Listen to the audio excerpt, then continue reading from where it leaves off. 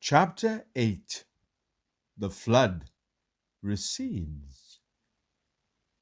But God remembered Noah and all the wild animals and livestock with him in the boat.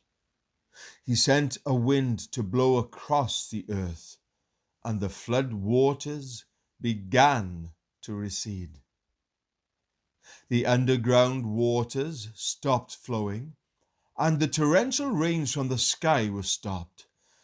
So the flood waters gradually receded from the earth. After 150 days, exactly 5 months from the time the flood began, the boat came to rest on the mountains of Ararat. 2.5 months later, as the waters continued to go down, other mountain peaks became visible. After another 40 days, Noah opened the window he had made in the boat and released a raven. The bird flew back and forth until the flood waters on the earth had dried up.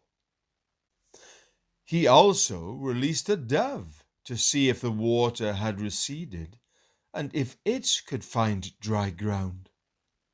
But the dove could find no place to land because the water still covered the ground.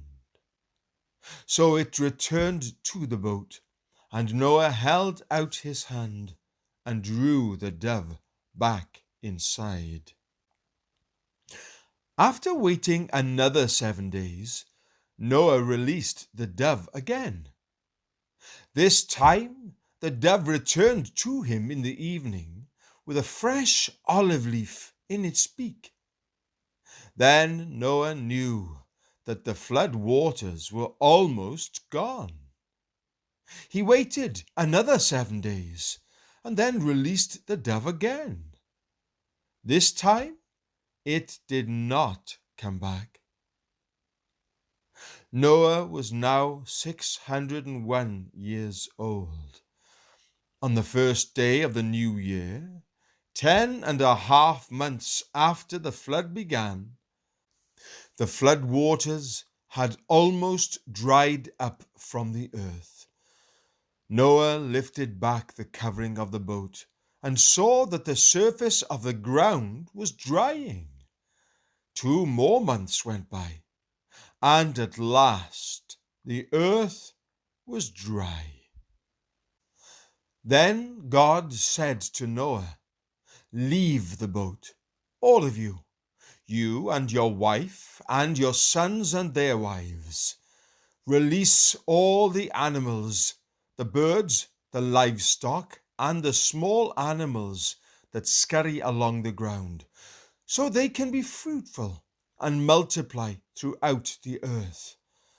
So Noah, his wife, and his sons and their wives left the boat.